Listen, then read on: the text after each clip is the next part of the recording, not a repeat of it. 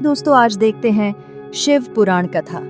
आज इस कथा में देखेंगे शिव और पार्वती जी का विवाह। आपको बता दें कि शिव पुराण कथा का चौथा एपिसोड है। तो चलिए शुरू करते हैं। जब सती के खुद को योगाग्नि में भस्म कर लेने का समाचार शिव जी के पास पहुंचा, तब शिव जी ने वीरभद्र को भेजा। उन्होंने वहां जाकर यज्ञ विध्वंस कर डाला और सब देवताओं को यथोचित फल दिया। सती ने मरते समय शिव से यह वर मांगा कि हर जन्म में आप ही मेरे पति हों। इसी कारण उन्होंने हिमाचल के घर जाकर पार्वती का जन्म लिया। जब से पार्वती हिमाचल के घर में जन्म, तब से उनके घर में सुख और संपत्तियां छा गईं। पार्वती जी के आने से पर्वत शोभायमान हो गया। जब नारद जी ने ये सब समाचार सुने तो वे हिमाचल पहुंचे। वहां पहुंचकर वे हिमाचल से मिले और हंसकर बोले, तुम्हारी कन्या गुणों की खान है। यह स्वभाव से ही सुंदर, सुशील और शांत है। यह कन्या सुलक्षणों से संपन्न है। यह अपने पति को प्यारी होगी। अब इसमें जो 2-4 अवगुण हैं वे भी सुन लो।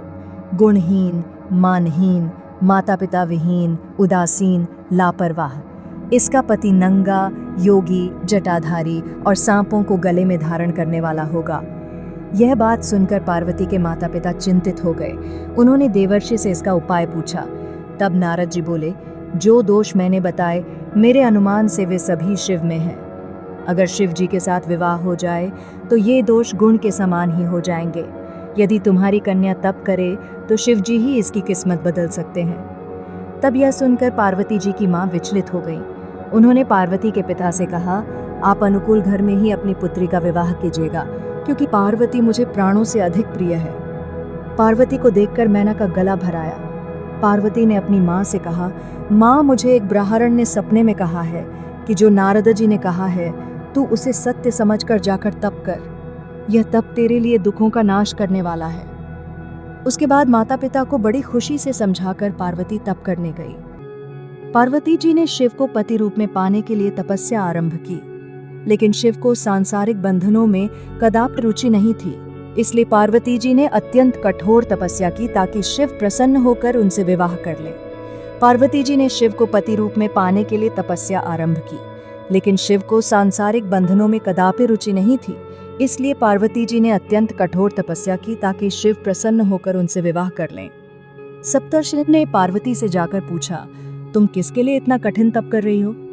तब पार्वती ने सकुचाते हुए कहा, आप लोग मेरी मूर्खता को सुनकर हंसेंगे। मैं शिव को अपना पति बनाना चाहती हूँ। पार्वती की बात सुनकर सभी ऋषि हंसने लगे और बोले कि तुमने उस नारद का उपदेश सुनकर शिव को अपना पति माना है, जो सब कुछ चौपट कर देता है।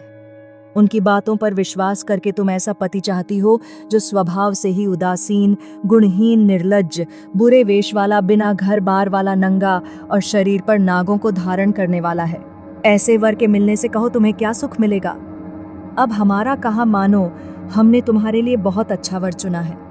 हमने तुम्हारे लिए जो वर चुना है वह लक्ष्मी का स्वामी और वैकुंठपुरी का रहने वाला है। तब पार्वती उनकी बात सुनकर बोली, कहाँ है कि मेरा हठ भी पर्वत के ही समान मजबूत है। मैं अपना यह जन्म शिव के लिए हार चुकी हूँ। मेरी तो करोड़ जन्मों तक यही जिद रहेगी। पार्वती की यह बात सुनकर सभी ऋषि बोले, आप माया हैं और शिव भगवान हैं। आप दोनों समस्त जगत के माता पिता हैं। यह कहकर सप्तर्षि पार्वती को प्रणाम करके वहां से चले गए। पार्वती जी की दृढ़ निष्ठा ने जीत लिया शिव जी का मन। वर्षों तपस्या करने के बाद एक दिन पार्वती जी के पास एक ब्रह्मचारी आया। वह ब्रह्मचारी तपस्विनी पार्वती का अर्घ्य स्वीकार करने से पूर्व बोल उठा, तुम्हारे जैसी सुकुमारी क्या तपस्या के योग्य है? मैंने दीर्घकाल तक तप किया है। चाहो तो मेरा आधा या पूरा तप ले लो, किंतु तुम इतनी कठिन तपस्या मत करो। तुम चाहो तो त्रिभुवन के स्वामी भगवान विष्णु भी। किंतु पार्वती ने ऐसा उपेक्षा का भाव दिखाया कि ब्रह्मचारी 2 क्षण को रुक गया। फिर बोला, योग्य वर में 3 गुण देखे जाते हैं, सौंदर्य, कुलीनता और संपत्ति। इन तीनों में से शिव के पास एक भी नहीं है। नीलकंठ, त्रिलोचन, जटाधारी, विभूति पोते, सांप लपेटे शिव में तुम्हें कहीं सौंदर्य दिखता है?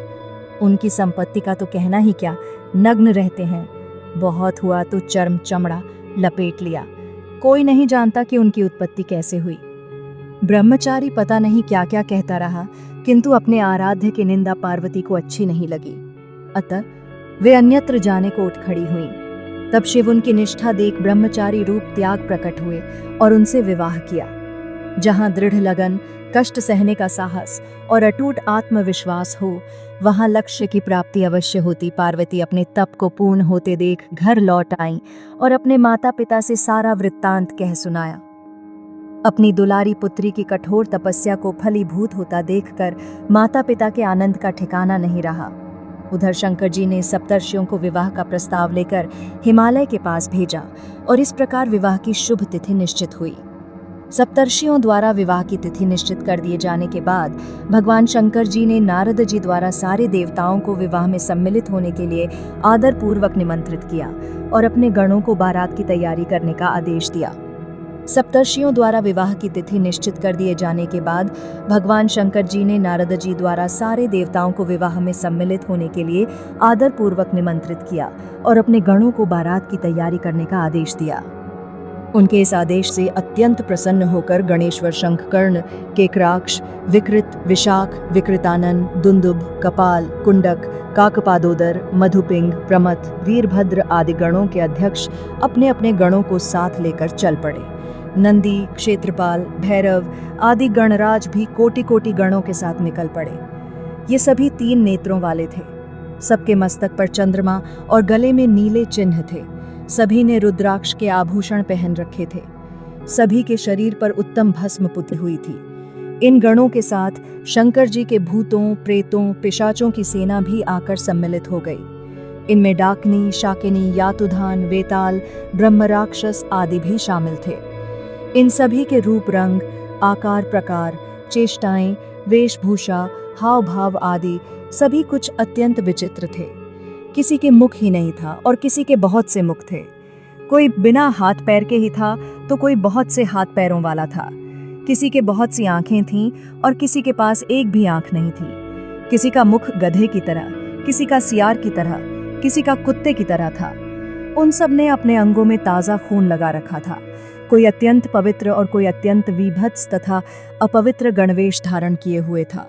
उनके आभूषण बड़े ही डरावने थे। उन्होंने हाथ में नर कपाल ले रखा था। वे सबके सब अपनी तरंग में मस्त होकर नाचते गाते और मौज उड़ाते हुए महादेव शंकर जी के चारों ओर एकत्रित हो गए। चंडी देवी बड़ी प्रसन्नता के साथ उत्सव मनाती हुई भगवान रुद्रदेव की बहन बनकर वहां आ पहुंची।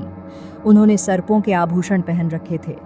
वे प्रेत पर बैठकर अपने मस्तक पर सोने का कलश धारण किए हुए थीं। धीरे धीरे वहां सारे देवता भी एकत्र हो गए। उस देव मंडली के बीच में भगवान श्री विष्णु गरुड़ पर विराजमान थे। पितामह ब्रह्मा जी भी उनके पास में मूर्तिमान वेदों, शास्त्रों, पुराणों, आगमों, सनकाद महासिद्धों, प्रजापतियों, पुत्रों तथा कई परिजनों के साथ उपस्थित थे। देवराजेंद्र भी कई आभूषण पहन अपने ऐरावत गज पर बैठ वहां पहुंचे थे। सभी प्रमुख ऋषि भी वहां आ गए थे। तुम्बुरु, नारद, हाहा और हुहु आदि श्रेष्ठ गंधर्व तथा किन्नर भी शिवजी की बारात की शोभा बढ़ाने के लिए वहां पहुंच गए थे। इनके साथ ही सभी जगन्माताएं, देवकन्याएं, देवियां तथा पवित्र देवांगनाएं भी वहां आ गई थीं। इन सभी के वहां मिलने के बाद भगवान शंकर जी अपने स्फुटिक जैसे उज्ज्वल सुंदर वृषभ पर सवार हुए।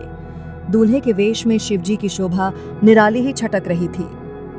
इस दिव्य और विचित्र बारात के प्रस्थान के समय डमरुओं की डमडम, शंखों के गंभीर नाद, ऋषियों महर्षियों के मंत्रोच्चार, यक्षों, किन्नरों, गंधर्वों के सरस गायन और देवांगनाओं के मनमोहक नृत्य और मंगल गीतों की गूंज से तीनों लोक परिव्याप्त हो उठे।